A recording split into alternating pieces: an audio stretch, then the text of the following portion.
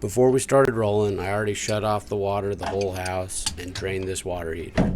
Right now I'm removing the old expansion tank. Here's what you need to know about expansion tanks. The water heats up, it expands. Without an expansion tank, that pressure has nowhere to go. It can damage fixtures. I'm replacing this expansion tank along with the water heater because they're both approaching end of life. Now I'm cutting out these old copper tubing water lines connected to the hot and cold on the water heater. These lines aren't used anymore, but there's still leak potential. Any unused connection is a future callback waiting to happen. If it's not being used, eliminate it.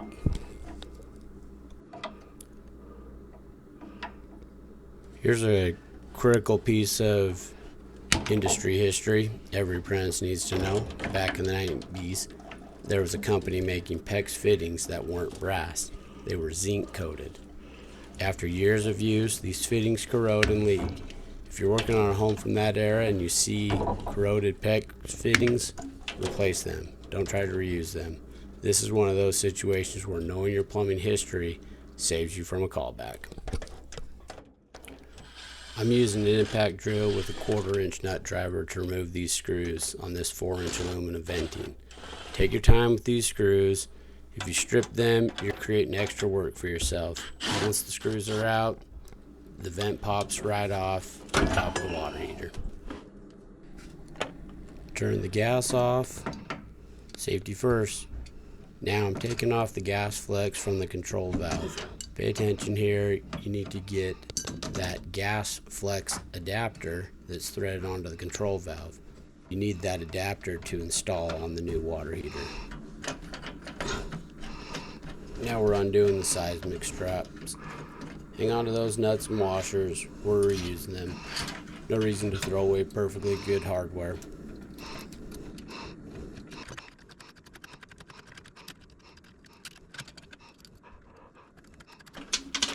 I'm removing the pipe from the TMP valve on the side of the water heater. Next, I'm unscrewing the dielectric units off the old water heater. Why? Because I don't want these sticking me in the face when I'm hauling this water heater up the stairs and out of the house. Think ahead. Make the removal easier on yourself.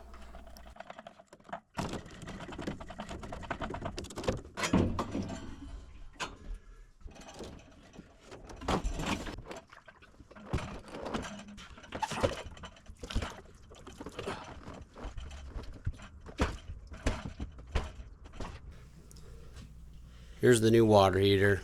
I'm putting Teflon tape on the water heater inlets.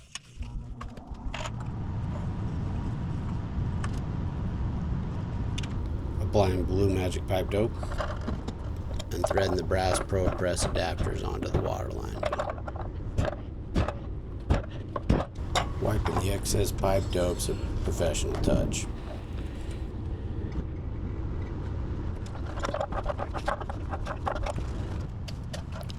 Moving the new water heater into place. Lift it into the water heater pan. Position the gas control on the front so it's ready for when you hook up the gas flex. Everything you do in sequence makes the next step easier.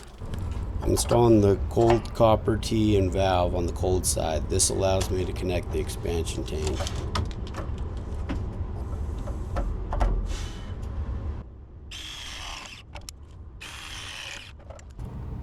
We'll cut this crimp ring off. We can reuse this fitting.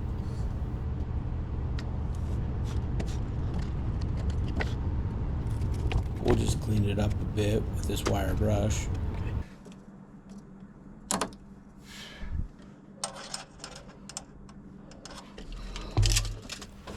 Using a coupling to connect the copper on the hot side.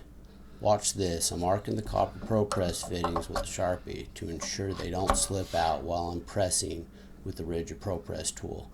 That mark tells you if anything moves during the press.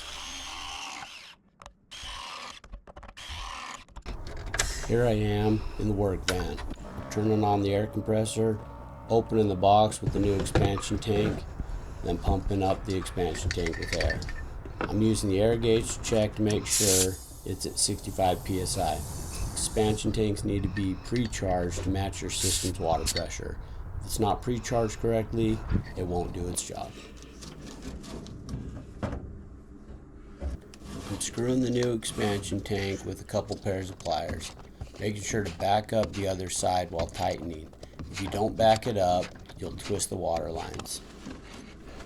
Then I use the rigid RP241 to press the copper fitting. Secure the expansion tank right where I want it. Now I'm finishing the ProPress connection on the cold water side to complete the water connections. I'll get the vent bonnet on the water heater and reconnect the 4-inch aluminum vent pipe.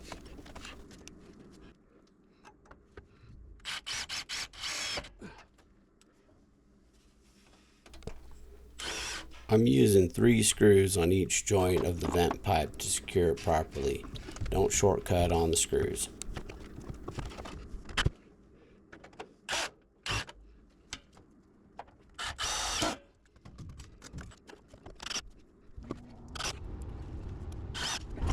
Reconnecting the Seismic straps with the bolts and nuts on the metal strap. Top strap at the top third of the tank, bottom strap at the bottom third, per quote.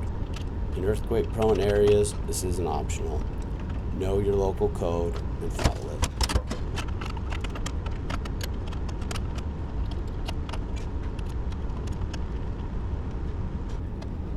Applying Blue Magic pipe dope on the copper pipe, threading it into the T&P valve on the side of the water heater. I'm lifting the lever on the T&P valve to act as a vent while filling the water heater. This bleeds air out of the system as it fills.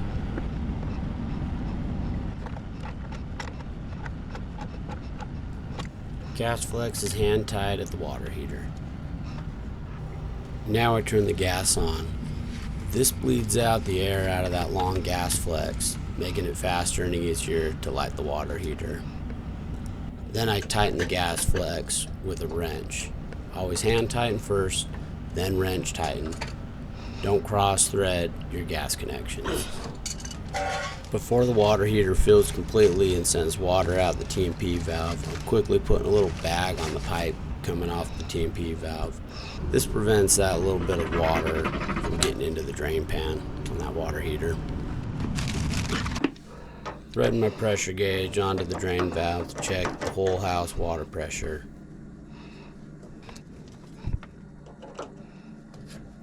Pressure looks good, right around 60 psi.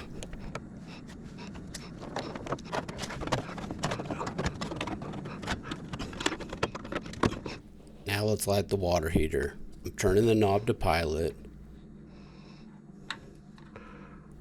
Hold the button down.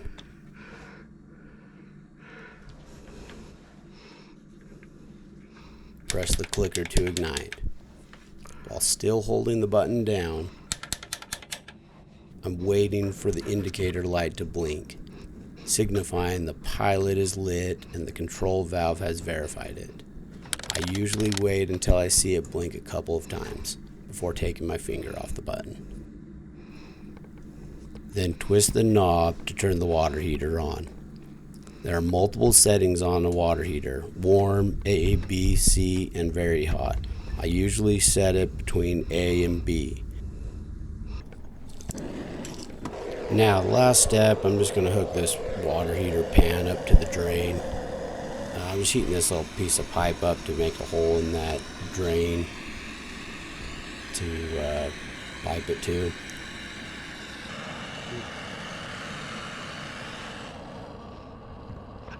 Here's why this matters. I've seen so many times where there's drain pan on the water heater, but it's not connected to the floor drain. The water goes all over the place, gets the carpet wet in the next room, damages drywall, creates mold issues. Piping the water heater drain to the floor drain is critical. Don't skip this step. It's the difference between a professional installation and a callback.